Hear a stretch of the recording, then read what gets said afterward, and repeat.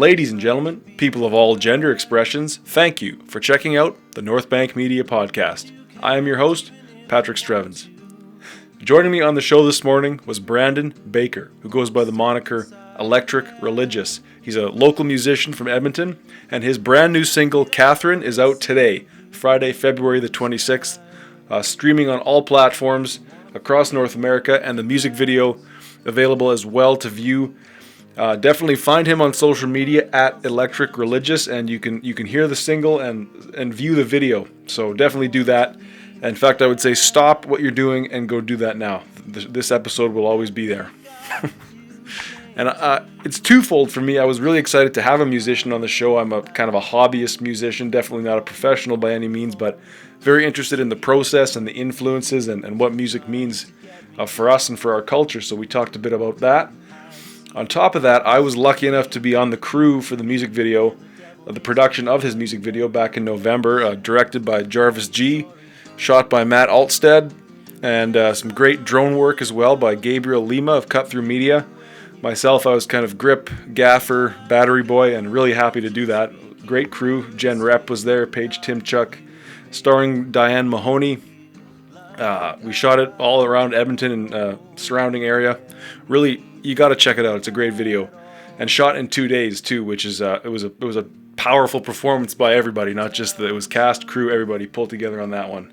So without too much further ado, please listen to the single Catherine, watch the video. This is great art coming out of Edmonton, and then check out this conversation with Brandon Baker, Electric Religious. And the ones who mean nothing to you, what would you say?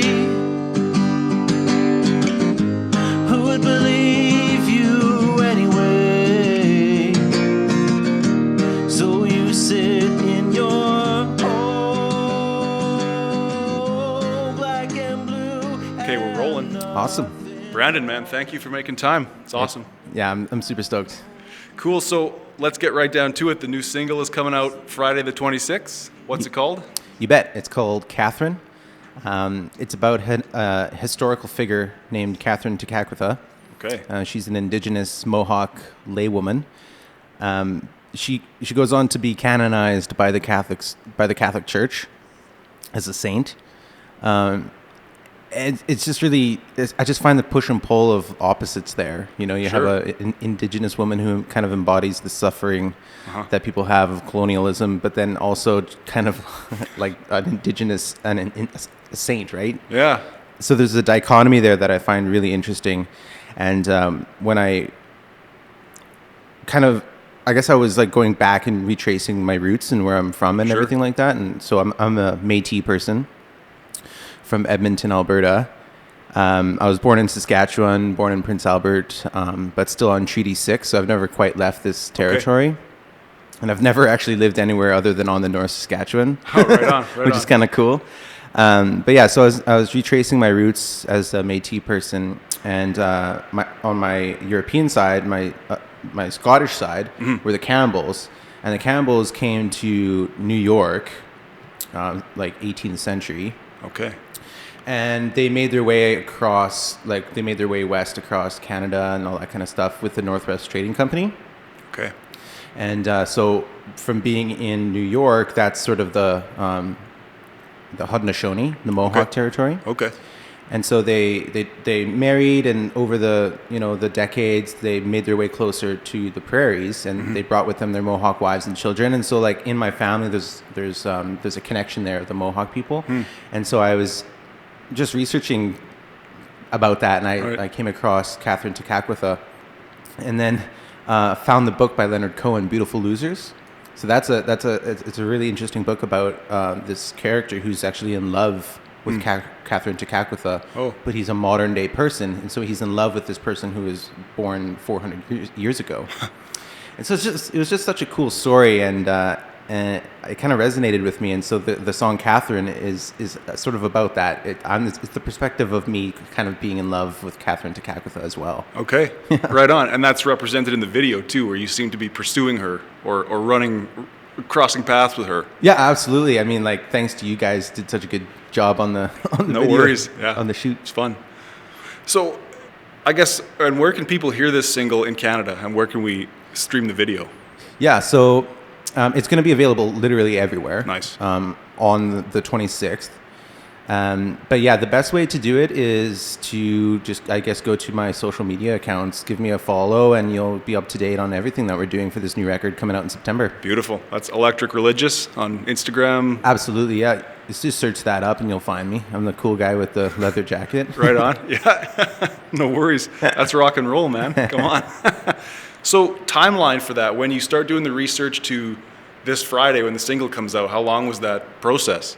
Almost 2 years. Okay. Yeah, so in 2019, early 2019, I started writing the songs. And we started writing grants because, like, I mean, in this day and age, it's so hard to do something, like, out of your own pocket. Sure. So tough. And so, like, writing a good grant is a good skill to have.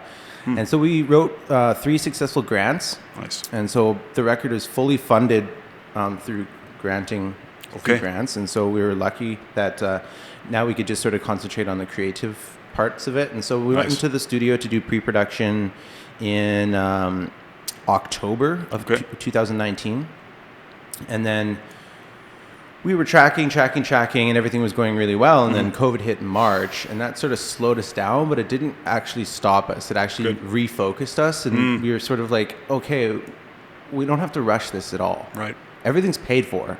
We can sort of just like take our time and make sure that we're happy with everything, and just sort of like look at the project from all sorts of different like perspectives and angles, and really iron out the perspective of the album.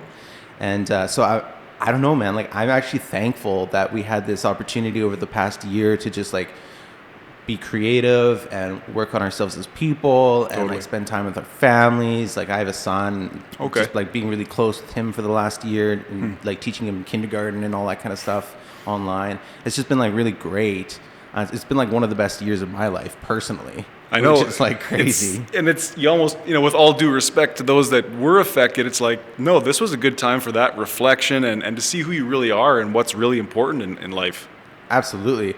And so, yeah, like, and we're only releasing the first single in February of 2021. So yeah, it's almost, and then the album comes out in September. So it's literally almost 2 years to the month. Cool. Of this whole thing starting, yeah. So I've always been curious about this because, like, music-wise, it's a hobby for me. I just make noise to get energy out. But I'm curious about you so you're doing this research. You're starting to maybe write some lyrics. Mm-hmm. At what point do you start bringing in your band members to start arranging, or how much do you come to them with? I'm a bad band member. Okay. Admitting is the first step. I shouldn't say I'm a bad band member. I'm the band leader, and so I do all the songwriting. Okay. Basically myself. And then what ends up happening is I'll give the demos to the band, and they'll put their own style and flavor and uniqueness and individuality into their parts. Cool. And then we'll go into the studio. And so it's not like I trust them 100% to write amazing parts, but I sort of say within this framework, please, if you don't mind. Okay. And so yeah, like it was a lot of me and my producer Brad Simons. Okay. From Velveteen Music. It was a lot of me and him actually in the pre-production stage of like arranging, basically in the box, meaning like in the computer as we were recording the demos. Throwing in a keyboard part here, or just like grab a quick little guitar line and just get a rough idea, and then say, okay, we're really happy with the way this is going. Let's get some more like permanent takes done and permanent tracks, and then send it to the band and have them come in and track their parts, and then add all the production aspects after that. And so it's kind of like an ever-evolving thing to answer your question. But it kind of comes just from me as the band leader for the most part. Yeah. No worries. That's cool. Because I remember hearing a story where Tom Petty would talk about how he'd send basically just lyrics and some light strumming to Mike Campbell, and then Mike Campbell would expand the guitar parts. But now here we are 30 years down the road, and it sounds like with technology you can do a lot more for the band to get them, this is the vision. Absolutely. Like I can't remember who told, I think it was my friend Paul who told me that the band Snarky Puppy I might get his name wrong, but the bassist, Michael League, I believe his name. He's the band leader, but he will send like it's a huge band. It's like 15 people or something like that. So he'll send all of the parts to the band, but it'll be like the same instrument.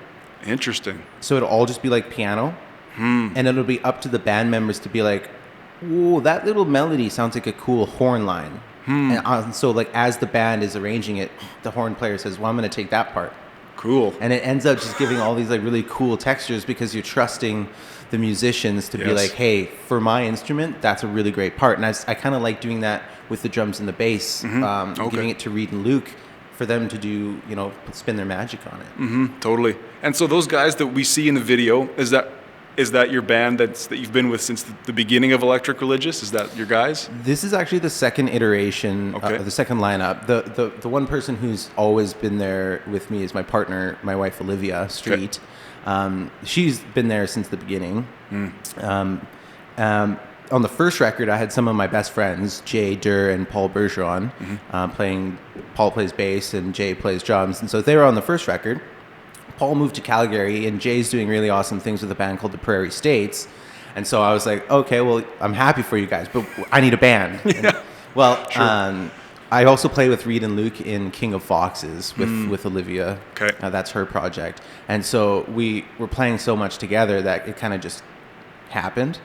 Okay, you guys are in Electric Religious now. And so it's kind of like an incestuous thing where it's like the same band, just different front people, different songs, different projects. That's cool though, man, because you can take different approaches with the same people. And totally. Yeah, and like, I mean, we all just want to be creative. Right. We all just want to play music to the highest level we can. We love performing, and we like hanging out with each other, which is good. That's key. Yeah. It's key.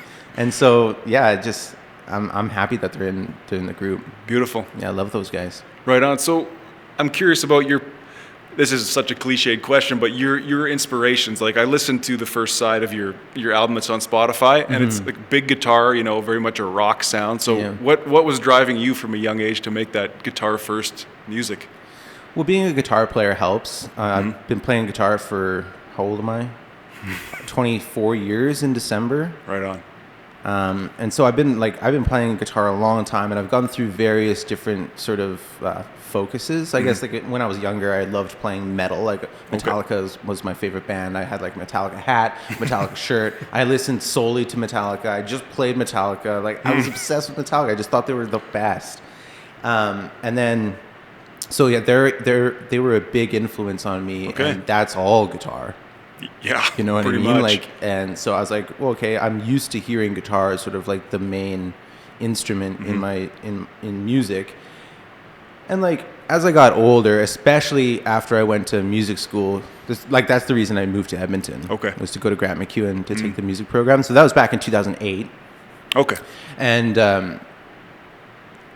so when I went to music school, it was like I was forced to expand my horizons. I mean, like I loved it, of course, but I had to learn a lot quick because I spent so much time just sort of focused on like one style of music, and then I got accepted into a jazz school, right? Which is like, okay, you can't do two-handed tapping and crazy sweep arpeggios in the middle of like a jazz ballad. You'll just offend everybody. Right.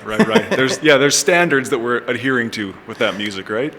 I suppose high standards of intellectualism and whatever. Anyways, I like it all, but sure. After that, Jimi Hendrix is kind of like the main one for me. Nice. Even when I was obsessed with Metallica, the first CD that I ever got was the Jimi Hendrix Experience, Greatest Hits. And like from that moment on, he, like, even though I was obsessed with so many other things, Django Reinhardt, Stevie Ray Vaughan, Tommy Emmanuel, like all these great guitar players, Jimi Hendrix above all is kind of the one that speaks to me. Yeah. And the funny thing about that is that's where we got our band name from. This is a Jimi Hendrix quote. Right. I think the quote is, verbatim like this. It's on stage, that's my whole life. My music is electric church music, and if by church you mean religion, then I am electric religion. I read that in a biography, and I was like floored. I was like, that concept of like electric religion as it pertains to Hendrix Mm-hmm. was like super powerful. And I was like, wow, like, okay, well, he's my favorite by far. And so the Electric Religious is kind of like his, like, I'm like his follower. Right? Okay. Yeah, so I see it. that's sort of like how That's I cool. came up with the name. Mm-hmm. And so, yeah, I mean, like, with his sound, I mean, he's psychedelic. He's got some straight ahead, like, rock stuff. He's got lots of blues influence in his music. And so all of that distills down into me. And so when I pick up a guitar to write a song, I'm thinking guitar. Right. And so that's sort of where that sound comes from. Yep. Yeah. Oh, right on, man. And so many places to go, but maybe let's keep it with Catherine for a little bit more. Where did you do the final recording and mixing? Yeah, in Edmonton here at Velveteen Music, which is kind of on the northern edge of Oliver. Okay. Kind of behind Grant McEwen. And so my team was Brad Simons. He's the producer of the record. And then Brad Smith is the one who mixed it. And Ruben Goes from Mojito Mastering is the gentleman that mastered it. He's in Toronto. Everything was done in Velveteen Music. It was cool. A small team, just me and Brad co-producing the album. And right on. Is there... It strikes me a little bit like filmmaking, where you can do all the rehearsing, practicing, meeting you want, but then when you get in the studio, just as when you get on set, like, time is of the essence, right? Like, time is limited. Is there a benefit to that, where it's like, okay, we're in studio and we're getting the final tracks? Yeah. In some situations, for sure, but this project wasn't like that. Okay. Because everything was paid up front. And so... Nice.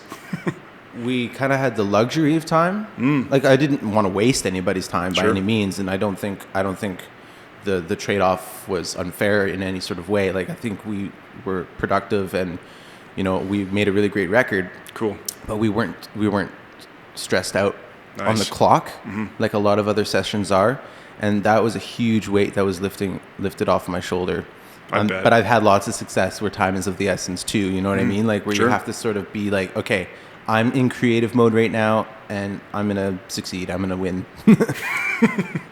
Sometimes that adrenaline and that being up against it really brings out the best in you. Yeah, I agree, man. Like, for example, when we filmed the music video, that whole team, everybody was on the ball. You know what I mean? Because we only had the weekend. It's true. And there was a lot to do. And that's my first music video, really, first real music video that I've done for this project. And so, I mean, like, that seemed like it was quite the project. Like, there was a lot to do, a lot to plan and everything like that. And so for me, that was cool, because it was like, okay, let the pros do their job, follow the director. Sure, yeah. Trust the director, man. Trust the director, and then it'll all go smoothly. And so, so I can see it from both sides. Right on, that's cool. Yeah, well, let's talk about the video for a minute then. Like, directed by Jarvis G, shot by Matt Altstad. Yeah. I was lucky enough to be, I guess, kind of grip, gaffer, battery boy, which is fun for me to, because I have DP'd stuff before, but to let Matt do his thing and just support him was great. Great drone work by Gabriel on some of that stuff. Great old car that you guys found. It was awesome. Yeah. Like, I'm super thankful that everybody was stoked on the project, and everybody put like all they had into it for those 2 days. And I was really thankful that you guys were all there to share that kind of first experience with me. It was so funny. Me and Matt actually grew up in the same town. Oh, that's right. Remember how we sort of like realized that at the very first meeting? I was like, Matt, are you from Prince Albert? He's like, yes. I was like, I'm Brandon. Like, we used to play baseball together and stuff. Unreal. It was so crazy. And then just like hanging out with him over the weekend and hearing all the stuff that he had done is like, wow, man, like, that's so cool. Yeah. Good for you. Two guys from the small, like, PA is a pretty small town, is it not? Yeah, it's like, well, when I lived there, it was like 35,000 people. Okay. And so, like, I don't even know, is that smaller than Red Deer? I think that's smaller than Red Deer. I think, yeah. Maybe it's like Lethbridge-ish in size. I don't know. But yeah, it's kind of like the gateway to the north, and so there's a lot of there's certainly a lot of like Indigenous influence on the town, and I mean that in the most positive way I can. Like, growing up around people who were like me was really important, because I in Edmonton, it's much more like spread out with all of different like ethnicities and all that kind of stuff. And so like in PA, it was kind of like Indigenous people were a big part of it, and that's sort of like I like that. Cool. I like having a strong Indigenous presence around me at all times, and so I kind of miss that. But you know, like in some aspects, PA is kind of like a hard town too. Like there's a lot of violence and crime, unfortunately, and just you know, everything that goes on with being kind of further north. And I should say, like Edmonton and PA are kind of on the same latitude. Yeah. But PA feels way more northern than Edmonton does, because Alberta is a more developed province. For sure. I mean, so when you get north in Saskatchewan, it kind of like, it feels more north quicker, if that makes sense. Sure, yeah. And I mean, that's the start of the boreal forest and like all that kind of stuff. So it's like, it's really, really dense up there. Cool. And it's beautiful. So like, I miss it. I haven't been back in a super long time, but that's why in the chorus of the song, really, it's like, I'm going to go back home. Nice. You know, been out far too long. I'm going to go back where I'm going to find my own back where I'm from. It's sort of like that reconnecting to your heritage, your culture, but also sort of like who you are as a person. Nice. Like on my arm here, I have a tattoo. I'll show it to you later. Sure. But basically, it's the trajectory of the North Saskatchewan River from Edmonton to Prince Albert. It's just like a squiggly line, but it's the river. It's super cool, right? Yeah, it's a natural line, right? It's a line that's, say what you will, made by God or made by the forces of nature. Yeah, the creator, absolutely. And it's cool because it's like the water erodes away the earth, just like the tattoo needle kind of erodes away your body in a way. And leaves so it's a permanent.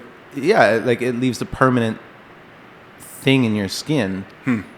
And like as an Indigenous person who believes in like Mother Nature and the Creator and grandfathers and grandmothers and everything like that, having that sort of represented on my body was a powerful thing. And I got it when I was going through some pretty tough times, and so it even means that much more to me. So yeah, I like that story. No, that's cool, man. I love that. And I should say, like, this podcast is called the North Bank Media Podcast because, like you, I grew up on the North Saskatchewan River.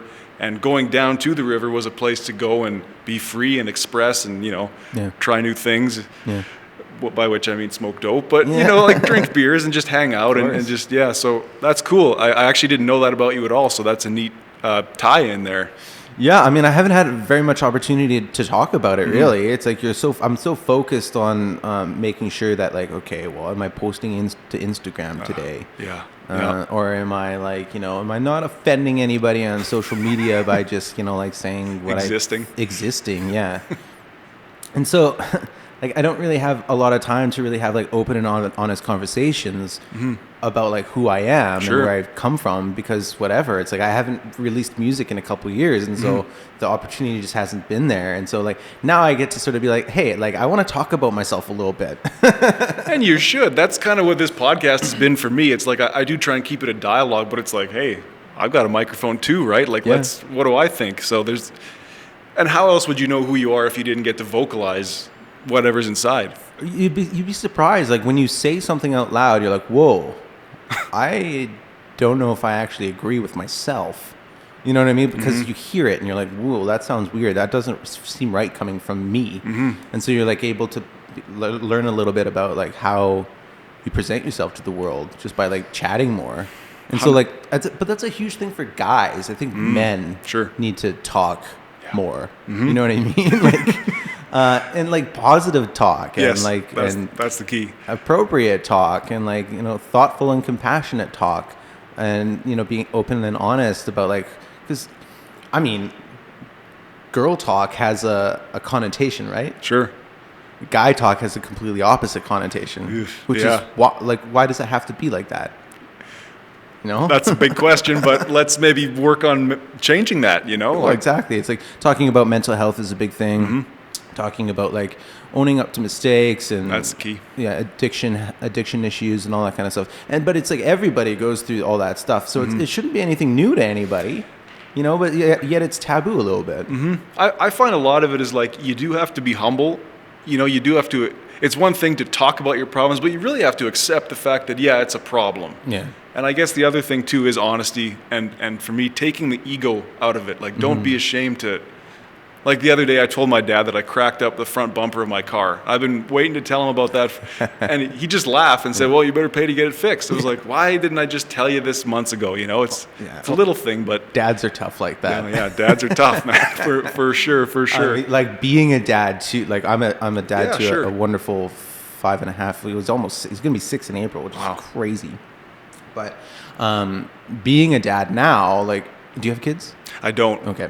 On the horizon, but no. That's awesome. Like it's the best thing in the world. But at the same time, it really shines a light on like, whoa, like this is some learned behavior that maybe I don't want my son to like pick up a part of or pick up. But it's like it's basically just like being like a little bit impatient, little things like that. Sure. But to a little kid, they mean a lot. Like, oh my God, dad doesn't want to play with me right now. It's like, well, sorry, son, I'm working. Like, but dad doesn't want to play with me. Like stuff like that kind of like hurts you. So do you have to rethink your communication then? How, like, you have to simplify it for him, but it's two things. Like, I am working, but also I do acknowledge your need for me to be there. Like, what's that? It's such a huge push and pull. Like, me personally, I see so much of my dad in me, right? Anything from like I have a medium range temper. I think. Sure. You know what I mean? Like I don't get like angry really quick, but I'm not like super chill that everything just rolls off my back. Okay. You know, so I see a lot of that from him in me, and then it kind of comes out in front of Arthur. So you can see exactly how through the generations these types of personality traits trickle down, and like that is a huge thing in Indigenous culture, in intergenerational trauma and all that. It's just a massive topic, and I don't know if I want to get into too much of that, but in terms of like being a father and everything, like that generational educate the sort of like the spiritual generational education that you get from your parents is like powerful. Yeah. You know, especially as a mother would be crazy, but like as a father, I can only attest to that. Right? Sure. No, right on. And so, but I think your awareness to that is probably the best first step, where it's like, okay, I can't let him see me freaking out, right? Because what's that going to teach him? And that's why 2020 was so great. Right. You know what I mean? Because up to that point, I think I was like a worse father, or like not a worse father. Everybody does the best they can, but a worse person at sort of analyzing myself and how I deal and react to situations and stresses and external forces. You can only control yourself, right? No doubt. And so like maybe it's because I just that much a year older helped. I don't know. Maybe isolating with my thoughts and myself while having my family there forced me to like grow up a little faster. I don't know what happened, but it happened, and I'm thankful, right? Awesome. I mean, it's probably a lot of all of those things. Yeah. So when COVID hit like mid-March, what did that take away from you right away? I assume live shows probably went away pretty quick. Yeah, live shows, and like I like bartending. I'm crazy about cocktails and liquor and like beer and wine. More from like a creative and educational standpoint. Okay. Like I spent a lot of time learning all that I could about like the history of cocktails, like the history of specific drinks, and how whiskey is made, and gin and tequila. Neat. How wine is made, there's all the different styles of beer, and how to like serve this all, and how to make great cocktails. So I was obsessed with that, and then that sort of like stopped too. You know, I couldn't work at the bar. Right. I couldn't work on stage, and so basically I had to find other things to work on, and then chose myself. Right. Seems like a good place to go. Right. You know. Yeah. I was the same. Like I was doing a lot of live event camera work, and that went away like that. Yeah. And the other thing too was suddenly then it became taboo to hang out with your friends. Yeah. You know, and that, well, hang out with yourself then and figure some stuff out, I guess. If you're enjoying this conversation, please subscribe on YouTube and give us a like. If you're listening on Apple Podcasts, please subscribe and leave a 5-star review. And now, back to the conversation. Okay, so with Okay, one thing I did want to mention was toward the end of the song, Catherine, there's a big guitar solo, a great guitar solo, and that was an important piece. I'm curious, like for you, what is the guitar solo like? It comes from metal, or not exclusively, but metal, blues. Like it's very guitar. There's those guitar breaks. Is that something that is important to have in every song, or it has to fit a certain purpose? Like, talk to me about the importance of the guitar solo. Oh, yay. Please. So, I think as guitar players, me personally, the guitar is another voice. It's another voice that has, ideas and themes, and I think guitars are really good at creating emotion because you can be kind of like vocal with like your phrasing and your technique through like bends and slides and all that kind of stuff.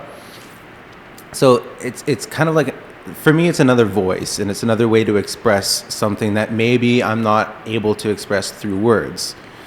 And so the guitar solo in Catherine is this long, drawn-out solo with like a lot of great melody, and there's some like flashier little bits. But really, what it represents is that like sort of like passion and that love for Catherine in this particular instance. And it's not like it's super important for me to have a guitar solo in every song. I mean, like there's a few songs on the last record that didn't have guitar solo. Okay. There's one song on this new record that doesn't really have a guitar solo, except for it has like a guitar interlude. But they all serve the purpose of adding that extra little bit of emotional content to the song. And with this new record, I wanted to make sure that I got all the emotions and all the ideas and all the thoughts that I had in my head out, and I didn't hold anything back. And the best way that I know how to do that is through long, extended guitar solos. Hey, I love it. What's that guitar that you're playing in the video? It's a 2005 Gibson Les Paul Standard. It's a 1959 reissue. Okay. And so the thing is as period correct as it can possibly be. And so it costs a pretty penny, but it sounds and it feels like, I mean, I shouldn't say it sounds like the real thing, but it certainly feels like the real thing. I've only had that guitar for like maybe 2 years. Prior to that, I was playing Fender Telecasters. Okay. And Esquires, and I love that sound. I love playing funk and jazz and country and some like lighter southern rock stuff. And the Telecaster really works for that. Yeah. But I had never really forayed into like the humbucking sound. Okay. Humbucking guitar. So I'm like, well, if I'm going to do it right, I'm going to go with the holy grail of the thing, the Les Paul Standard. Right on. And found that one, and I traded in my most prized 1952 Fender Esquire for it. It was like, that was a reissue as well, but like the Esquire is worth probably like half of what the Les Paul Standard is worth. But the Les Paul Standard was half off because it was used. And so it was just basically a straight across trade for something that was worth twice as much. And so I was like super lucky that nobody else snatched that up. No doubt. I love that guitar. Feels good, looks good, sounds great in my opinion. Yeah, that's a legendary guitar, right? The 59. Like Jimmy Page, I think maybe had one. Yeah, many guys probably. For sure. Like Jimmy Page had one. Paul Kossoff had one. Ed King. So many people had 1959 Les Pauls, and they're still around. I think like Joe Bonamassa has like a lot of them, and Jason Isbell has Ed King's Red Eye Les Paul. Okay. Yeah. Right on. Boy, there's a lot of places to go. You were doing that thing on Instagram for a while where you were posting like your favorite blues albums. Yeah. So you said you had metal and jazz kind of backgrounds, but what's the blues for you? What's the importance of the blues? Well, honestly, a lot of it has to do with kind of that. I said we weren't going to get into this, but like that idea of oppression, right? Okay, sure. And I mean, that just scratches the surface. But like, sort of, I don't know, just the pain and the suffering that black people have endured over centuries through music. I just understand it. Do you know what I mean? Like I just sort of get it in my heart and in my soul. I mean, I haven't really experienced too much oppression in my life. Maybe I think I have because something didn't go my way, but like that's not oppression. Right. You know, and like I'm very much a white passing Indigenous person, and so like I recognize that I have a lot of privilege. But like the blues for me is it feels organic and it feels natural and it feels like you're understanding exactly what the performer is trying to get across, and that means a lot to me. And so that's why the blues is so important to me. Because it's kind of like listening to stories. It's a folk style of music, really. Totally. I mean, it's been like electrified, but it's still at its roots of a folk style of music. Right on. And so so that's why it means so much to me. And the blues, as we know, is very much rooted in that cultural, historical place, like the Mississippi Delta up through into Chicago. We know that, but like in a way, it's a very universal. I read an interview with maybe Carlos Santana, and he said it's a way to articulate your pain as a means of sharing it. And do you feel that too? Like you say, you feel that pain. So when you play the blues, is there kind of like a healing that's going on between you and the listener? Oh yeah, well for sure. I mean, like if I had it my way, I would go to a blues jam every single day of the week, and just get up and play, and sort of release whatever pent up things you have through that sharing. Yeah, man, like everything in North America comes from the blues. Do you know what I mean? Like everything, jazz, country, rock and roll, it all comes from the blues. There's no two ways about it. Like you take a slow blues that dun dun dun dun, and you take a fast country tune, like it's all just the blues, and like so much. Like so many forms in jazz music are just overly complicated blues songs. You know, like it's insane how much the blues influences all of us, and a lot of people don't realize it or they take it for granted. And so I just, in the wake of everything that's been happening in the world, I guess I just wanted to honor my brothers and sisters of the Black community by listening and truly trying to wrap my head around it through the blues. Right on. Yeah. Who are some of your favorite blues? Like for me, there's ones that I'll always go back to. I love a lot of it, but like I find I'm always going back to Sonny Boy Williamson, Muddy Waters, sometimes Albert King. Like are there the big ones for you? They're more specifically big records for me. Okay. Not necessarily artists. I spread myself thin when it comes to favorite artists. I have too many. Yeah, that's a bad question on my part. No, there's no bad questions. But yeah, B.B. King, his voice is probably got my most favorite voice in all of blues music. Specifically, I mean, like I love Live at the Regal. Okay. Like I try to listen to that record every time that I have a show because it just inspires me so much to put it all out there to perform. But yeah, the song Help the Poor off that record, when I first heard it, I was like, he doesn't even play guitar in this song, and it feels like B.B. King's best song in my opinion. Like his voice is amazing. And so B.B. King Live at the Regal was a big one.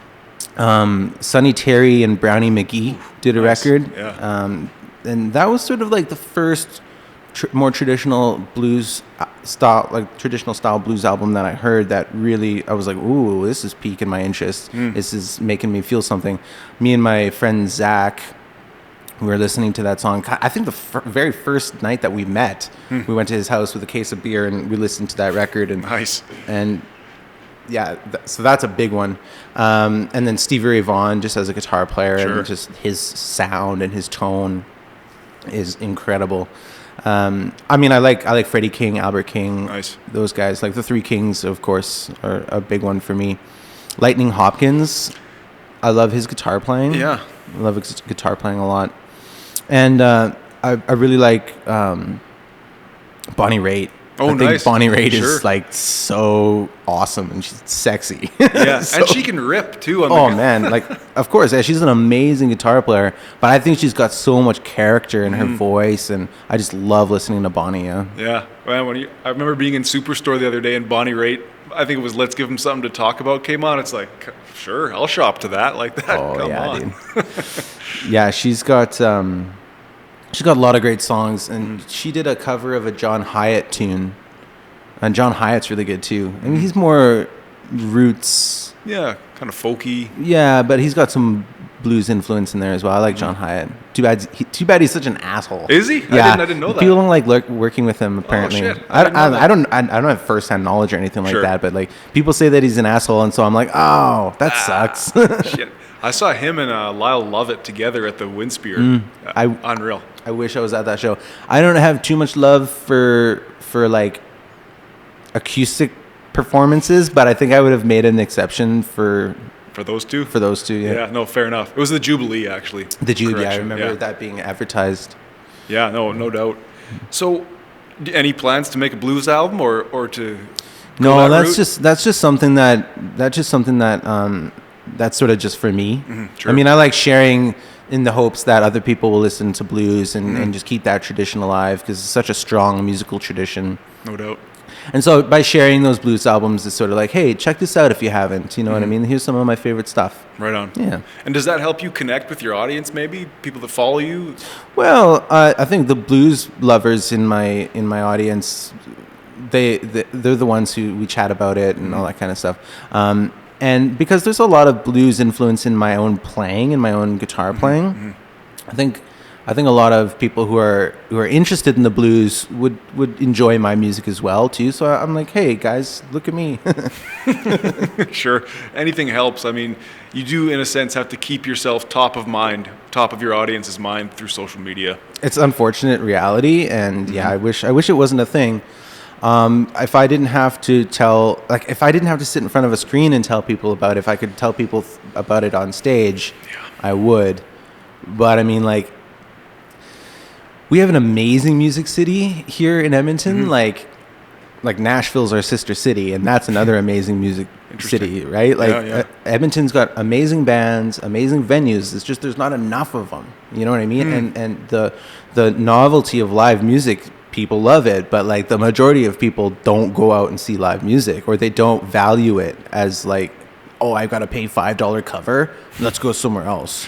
You're going to pay $8 for a beer. You might as well throw $5 in to get in the place. Right? Like, across the alley from where we're doing this interview, there's that bar, Have Mercy. Oh, yeah. I used to work at Have Mercy, and we would give 100% of the door to the band. Really? And we just told people, it's like, you're just paying the band. You know what I mean? Like, and we would put like tip jars up front. Like, if we just tried to make the band as much money as possible, because we know that it's going to be hard for them to make money just off of like our small guarantee that we were able to provide. Sure. You know? Yeah. Well, okay. Talk to me about the live music scene in Edmonton. Let's say COVID is out of the equation here. Let's talk about it a year ago or a year and a half ago. So you're saying there's not enough venues? I don't think there's enough venues. Okay. I mean, like, there are venues that have like a single little speaker and, you know, a small little stage, and it's like, yeah, you can make a live show happen there. Okay. For sure, you can make it happen, and it'll still be great and everything like that. But like, I think like we have small independent live music venues that everybody needs to support, and I love basically all of them. And the more important thing to talk about actually is the fact that so many have closed because of COVID. Yeah. Like, all the live music venues in Edmonton were operating, you know, at full capacity as much as possible pre-COVID, but now they're not even there. Right. So, like, for example, the Empress, you know what I mean? That's a big one.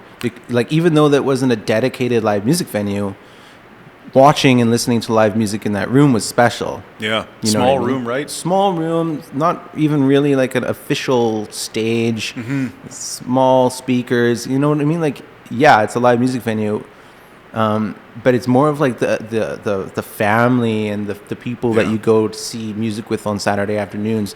Like, that's the type of thing that that's where Edmonton's live music community shines, I think, is like just like everybody being in the same room all at once and getting to know each other, and then people go off and form bands, and like, you know, lifelong friendships happen and circles meet, and then all of a sudden these bigger circles evolve, and it's like super cool. But I think that like the medium to large music venues that could operate sustainably, that's what Edmonton needs. Okay. Because there's so much talent here, and it's kind of being like, it's not really being presented in a fair enough way. like, oh man, sound guys do such a good job, and like all the technicians do such great jobs, but it's like we need more larger to medium-sized music venues in this town, I think. Okay. In my personal opinion, I'll believe that. So what would that be like seat-wise? How many people you roughly are we talking here? Like 200 would be amazing. Okay. 200 to 700. Okay. Like that's a lot of space, but not really. You know what I mean? Yeah, sure. So I wonder if there's an opportunity here then for somebody who's looking to invest to maybe make that happen. You're saying there's a market for it? 100%. Yeah. I mean, like, unfortunately, we have to I shouldn't say unfortunately. We have to include those live experiences with like electronic artists too in that. Like that's a huge thing. You go to the Shaw Conference Center for one of those raves. I mean, I've never been, but I see pictures. It's like, what, 5,000 people there? A lot of people. Well, yeah.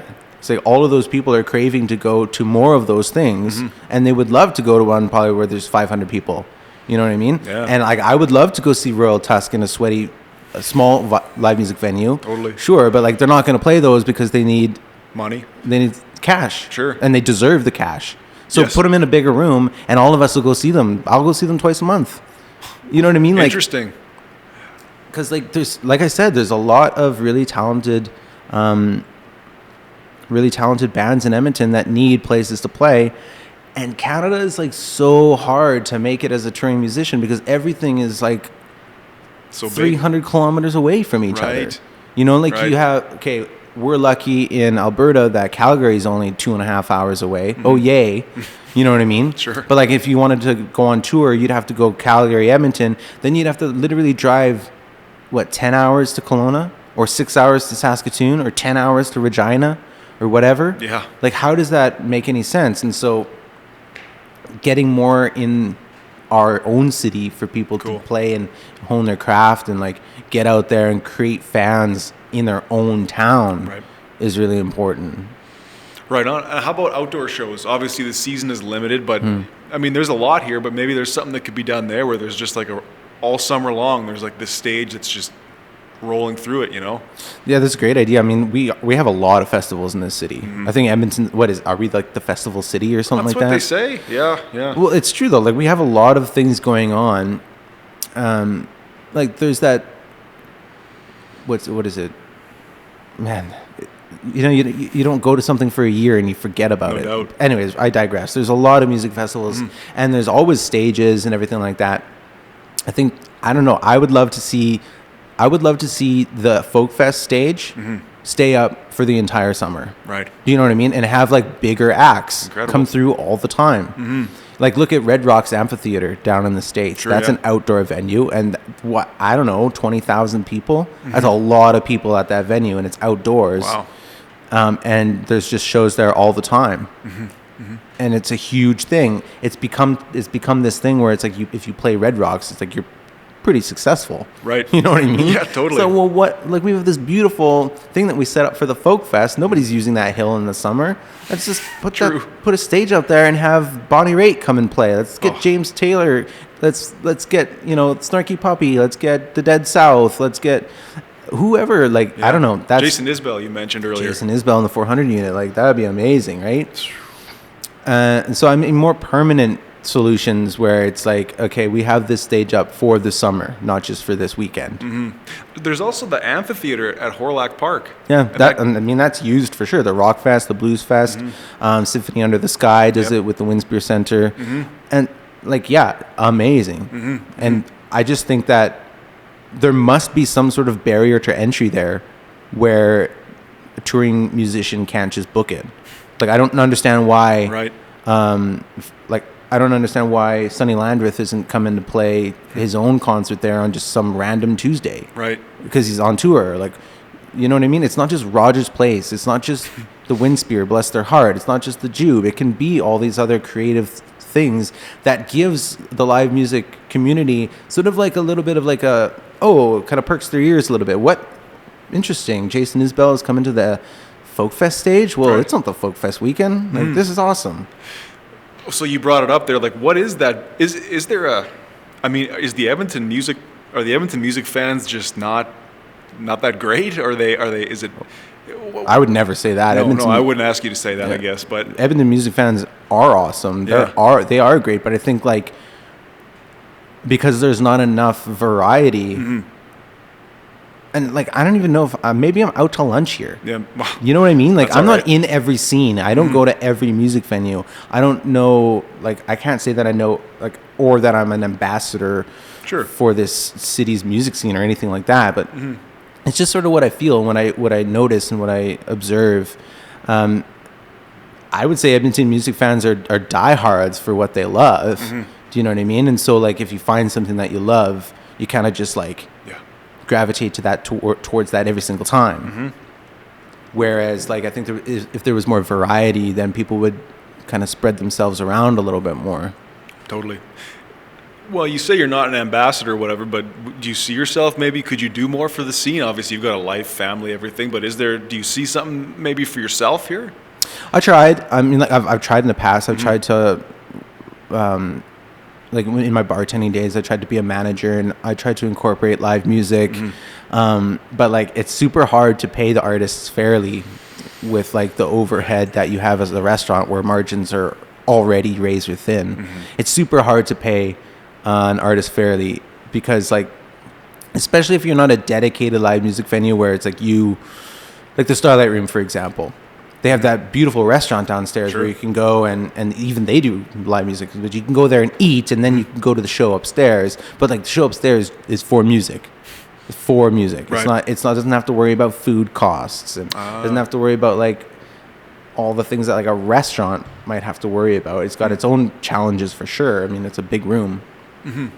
But like that's the hardest thing is paying the artists fairly. Like I play for less than I deserve all the time. Sure. Because whatever, I have to, I want to, and I love it. Mm-hmm. And I would rather play for less than I deserve than not play at all.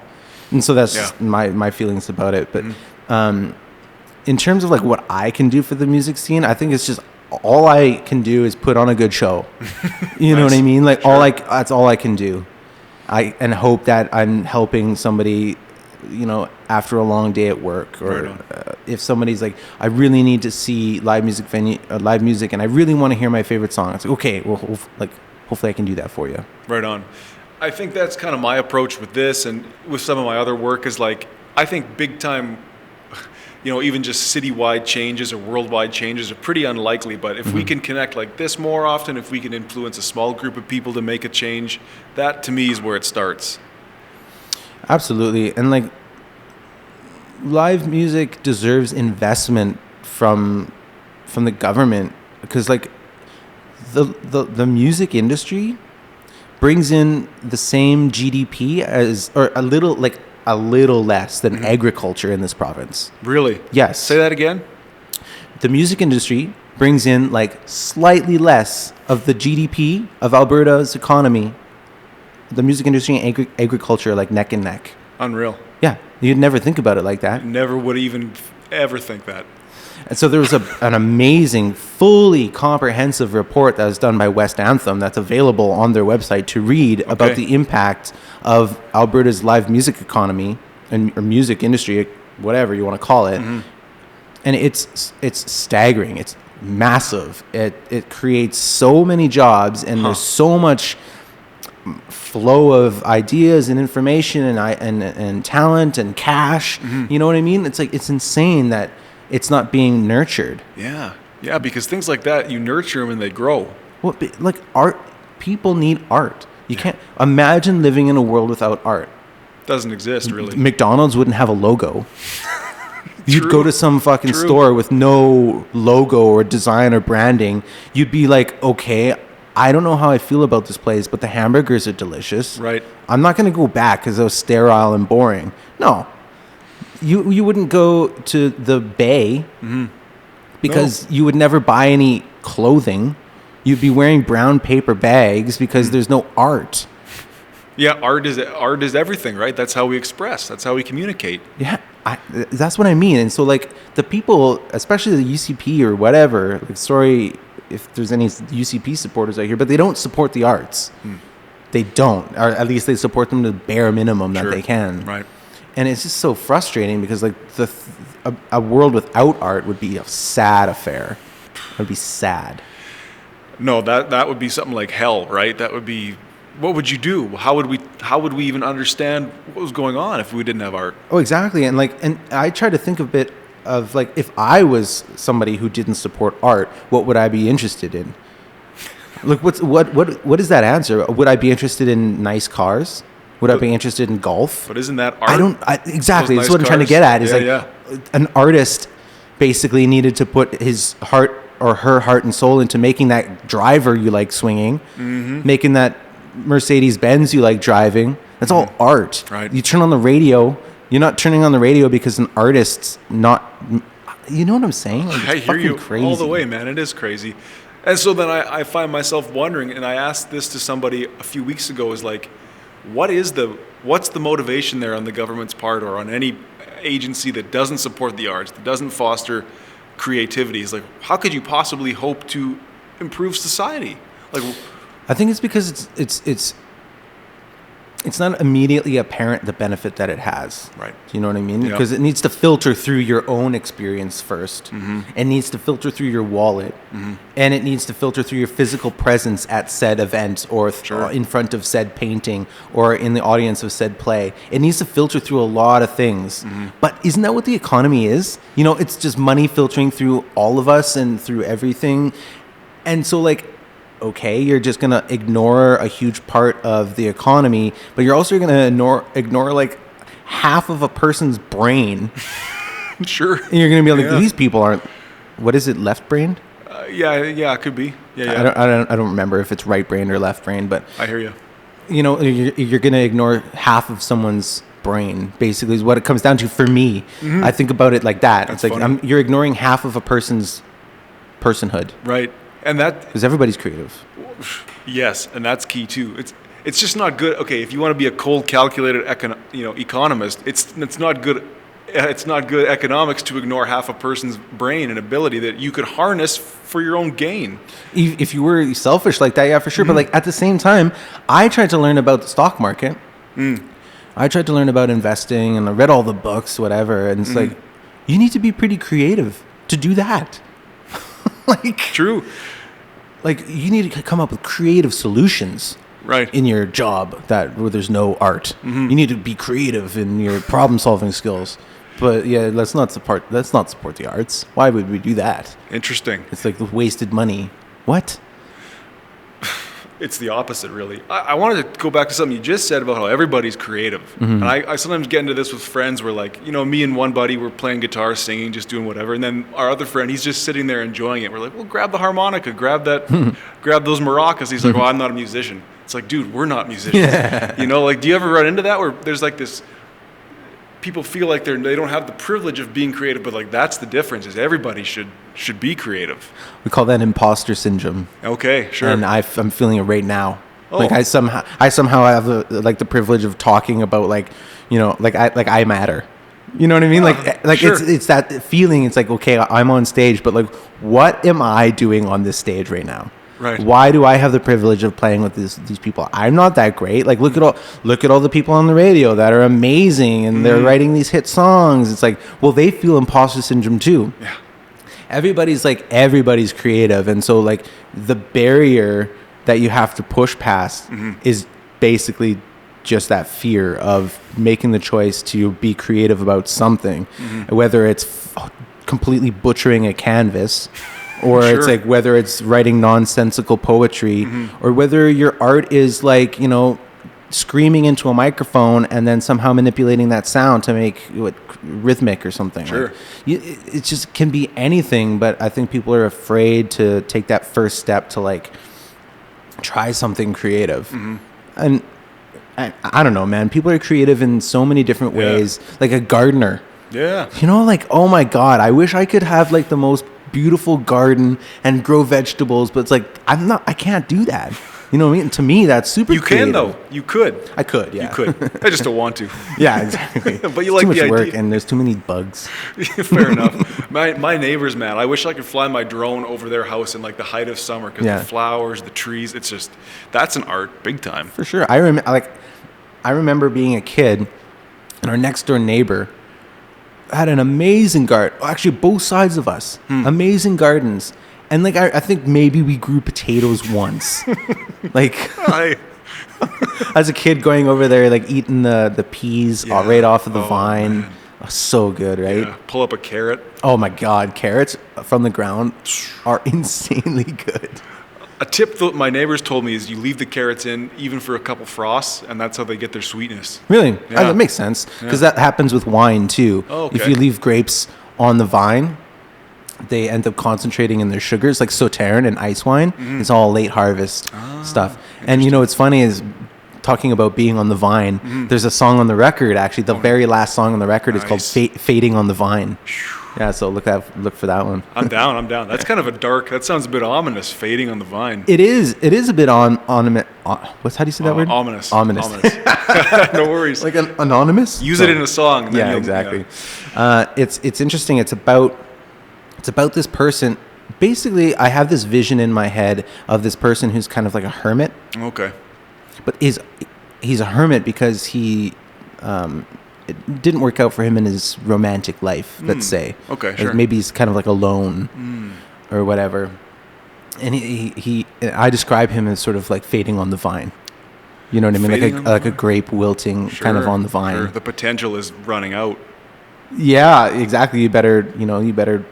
There's a line in there. It's like, imagine sitting in a room, okay, and not moving, just being a hermit with like you're completely sad or whatever, and imagine the dust accumulating kind of like on your cheeks and on your shoulders. And so it's like one of the lines is your face gathers dust, walls collect paint, eyes of mistrust, layers and layers of pain. Like I when I wrote that, I was like, I really like this. Yeah, that's cool, man. I really like this. And so I tried to just sort of tease out things that fade away. Mm-hmm. You know what I mean? Tease out things that fade away. Yeah, I've heard that called entropy. It's like everything in the universe does eventually just wither. Yeah. So. Yeah, absolutely. That's the necessity, I guess, of art in some ways, is to preserve things in a moment, right? For sure. I mean, like there's going to be a point in time where all the great art that we've ever known is going to, like the Mona Lisa is just going to deteriorate to a point where, if you think that's great art, whatever, but there's going to be a point where it's like you can't play MP3s on anything because like it's just going to be obsolete. Right. That's crazy to think. Like all these hard drives of data I have, one day they just won't spin anymore, and then what? Yeah, exactly. It's gone. The technology will be obsolete, and we'll go into a new creative revolution, and then it'll just happen, and then it'll die, and then it'll be reborn, and so such is the cycle, right? Such is the cycle until the sun explodes, I guess, and then we're right. Yeah. Let's wrap it up, Brandon. Cool. If people want to hear the single, how can they do so? Yeah, I mean, wherever you like listening to music on the 26th, it's going to be there. So beautiful. It's called Catherine, and the video is also worldwide. The video is going to be worldwide. Nice. On YouTube probably, or Vimeo or whatever. Like I'm so inexperienced when it comes to releasing music videos. No worries. But it'll be out there for you to listen, and I'll try and make it easy for you to find. Sure, and I'll share it too when the time comes. Yeah. So Brandon Baker, Electric Religious. The single is Catherine. Really appreciate your time, man. Thanks, Patrick. Choking up, it's 4 a.m. The sun's rising, the day begins again. Sleeps a lover, but she's not my friend. She left me last night for another. Thank you for listening to the North Bank Media Podcast. If you enjoy this conversation, please subscribe on YouTube and give us a like. If you're listening on Apple Podcasts, please subscribe as well and leave a 5-star review. Outside of these walls is a wonderful world. Listen to the sound, there's revolution lurking in the city, in the city. Listen to the sound, there's revolution lurking in the city, in the city.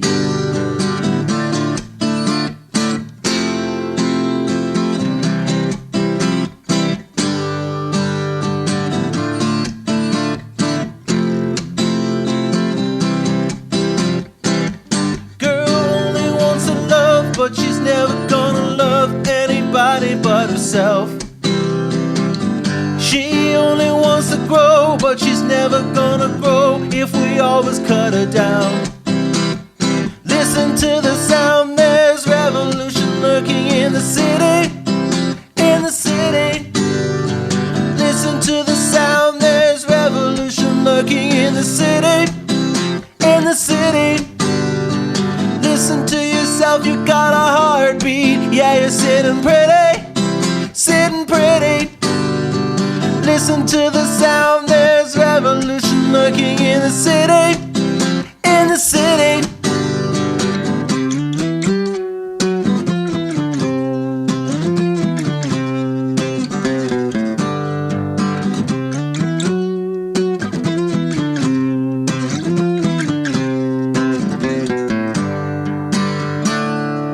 You can't grow where you've grown. You can't grow where you've grown. You can't grow where you've grown. You can't grow where you've grown. You can't grow where you've grown. You can't grow